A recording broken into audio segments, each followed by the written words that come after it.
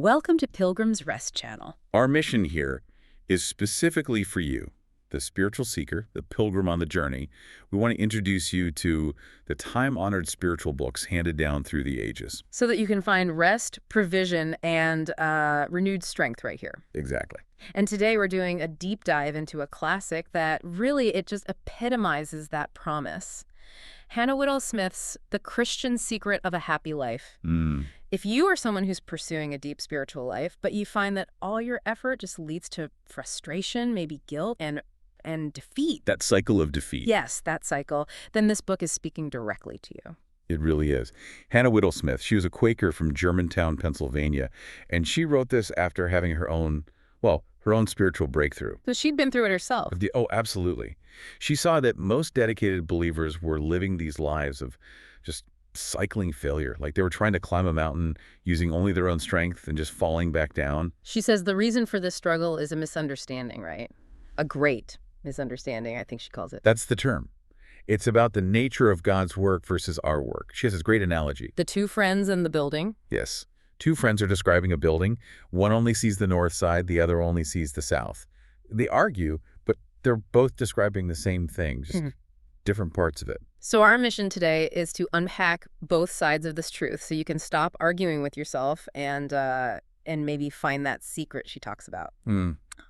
Okay, let's get right into this core tension.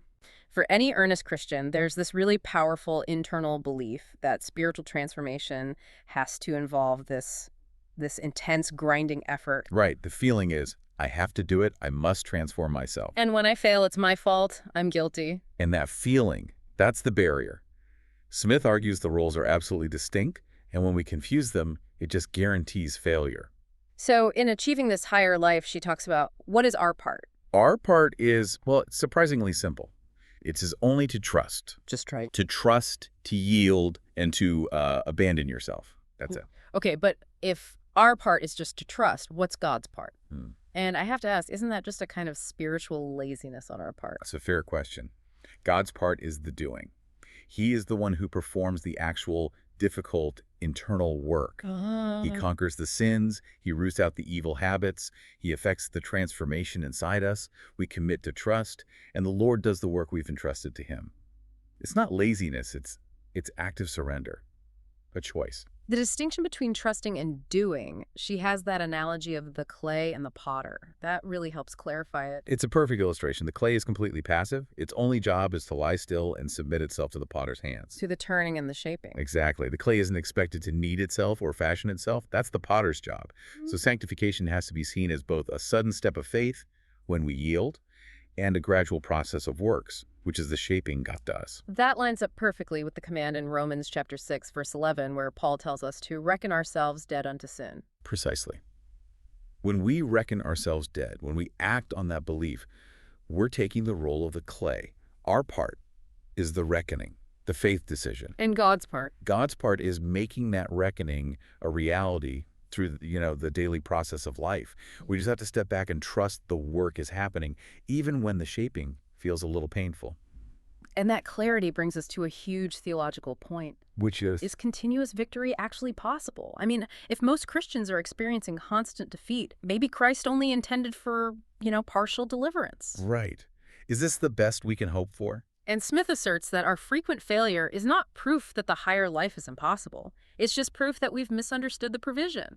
God is able to save unto the uttermost. The deliverance Christ came for was total. Total. Any lesser expectation, well, it just diminishes the power of his redemption. I mean, think about the promises around his coming.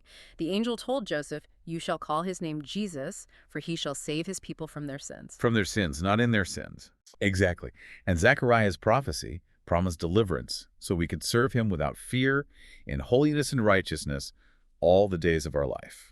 So that really challenges this idea that a holy life is an impossible undertaking. I think a lot of people feel that way, that God just kind of tolerates our sin because, well, we can't help it. And that view is just inconsistent with who God is. As Dr. Chalmers said, the unchangeable God who hated iniquity thousands of years ago feels the same way now. So the idea that the plan was just to save us from the guilt of sin, but not its power. It's illogical. Redemption is from both. If Christ has all power, it's inconsistent to believe he'll just let sin have dominion over his people.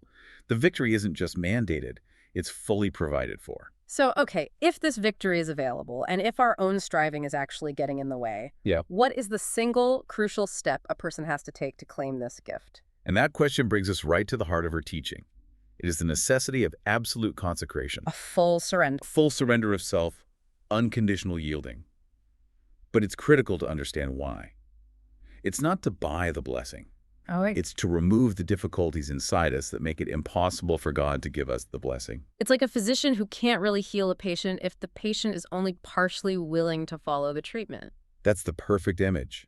The doctor can't do anything unless the patient puts their whole case into his hands with no reserves and promises to obey any reservation. A secret sin, a secret ambition. It's like you're standing in God's way. I think the biggest trap here, for me anyway, is waiting to feel consecrated before I believe it's real.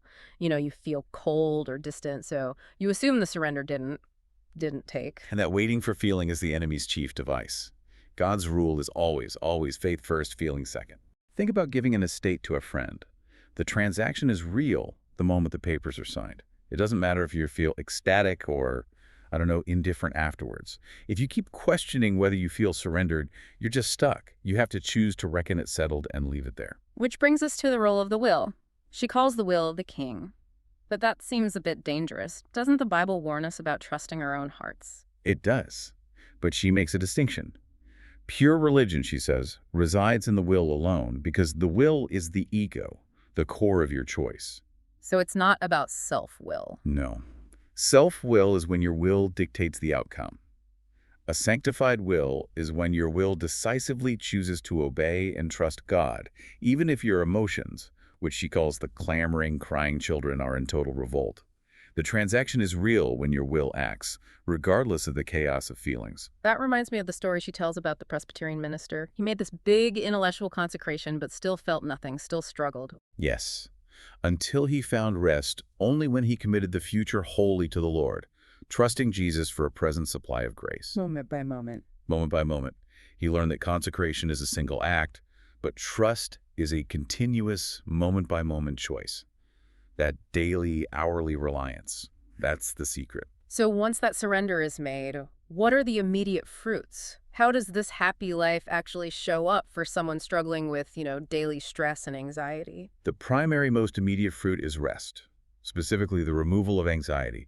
It's the possibility of actually obeying the command, "In nothing be anxious." She tells that story of Hannah's faith, right? Yes, a woman who took her overwhelming troubles to the Lord, and this is the crucial part, left them there. She walked away and forgot them. Not because she was callous, but because she had genuinely transferred the responsibility. I think most of us really struggle with that. We worry about things happening next week or next year. This kind of rest sounds almost impossible. It does, because we keep trying to hold ourselves up. Smith's analogy is just perfect. Resting in the Lord is like lying in bed. You trust the bed to hold you. You don't strain every muscle trying to hold yourself up. You just relax. You abandon yourself to it. Exactly. You abandon the internal strain of trying to manage the outcome. And this leads to a huge shift in how you see hardship, this idea of removing anxiety over second causes. It's a massive perspective shift. When something bad happens, we blame the obvious agent, the cruel boss, the accident. But the surrendered soul learns to see only the first cause, God. Like Joseph. Exactly. Looking back on what his brothers did, he didn't just stop at blaming them. He said, God did send me. For the surrendered soul, everything, no matter the instrument, comes directly from the Father's hand. There are no second causes to worry about. And what about spiritual growth? If we stop all this striving, don't our lives just stagnate? It's the opposite, actually. This rest removes the need for self-effort in our development. We are not to toil nor spin for growth. We are to grow as the lilies grow, or as the babes grow. By an inward life principle. Yes. Our focus shifts from straining to grow to simply abiding in the vine. And then the divine husbandman does the cultivating. The effort is transferred from the clay to the potter. And when the will is finally yielded, the entire nature of service just transforms. How so? It changes from the weary must-I of duty into the delightful may-I of love. The soul begins to truly want to do what God wants, not out of obligation, but just out of relationship. And the service is fueled by Christ's strength, made perfect in our weakness. I was really struck by that analogy of the idiot girl doing the dumbbell exercises. It's a powerful image, isn't it? Yeah. She made these perfect flowing movements, not because she had any skill or strength. But because she had no strength. None at all. The master had to stand behind her and do every single movement for her. Our true fitness for service lies in recognizing our utter helplessness, so Christ's strength can be made perfect in us. Trying to be strong is the surest way to fail. So this complete surrender leads to the highest walk, a true oneness with Christ. But Smith warns that this oneness isn't about ecstatic feelings or some kind of religious high. That's the critical guardrail. If we claim to abide in him, we ought himself so to walk, even as he walked. Oneness has to show up in Christ-likeness. In character. In meekness, in patiently serving others, even in consenting to be trampled on. If your religious emotions don't lead you to humility and service, they're just misleading you. And the ultimate result of all this is the kingdom of God established within you. Spiritual kingship. Not that circumstances bend to your will, but that you have peace in the chaos. And this is where trials become God's chariots, that cross-grained relative to job disappointment. These things are not hindrances. They are designed by God to carry us to high places of patience and victory. Joseph's slavery was his chariot to exaltation. Precisely. We have to learn to accept the trial, find the Lord in it, and use the adversity itself to ride onward. Our highest destiny, she concludes, is just to become Christ-like Christians, abandoning ourselves completely to him in every detail. That brings us to our final provocative thought for you, the learner. How do you maintain this rest and victory when every comfort, outward and inward, fails? Smith points us to this profound freedom in what she calls the although and yet principle. It's from the prophet Habakkuk chapter 3, verses 17 and 18. Okay. The prophet describes a scenario where everything is gone. Although the fig tree doesn't blossom, the vine fails. Every earthly comfort disappears. Yeah. Yet I will rejoice in the Lord. I will joy in the God of my salvation. So this is the ultimate detachment, fixing your joy not on the gifts or your feelings or even on success, but entirely on the unchanging character of God himself. Exactly. If God alone is enough for you, then your experience will become unwavering because he is the only constant. The simplicity of the secret is really the genius of the book. It is. Hand yourself and all that concerns you over to the Lord, your will, your anxieties, your future, and trust him completely, moment by moment, to do the work he has promised. Thank you for listening to Pilgrim's Rest channel. We welcome you to leave a message regarding your gain after listening so that we pilgrims can support and encourage each other. We hope to see you next time.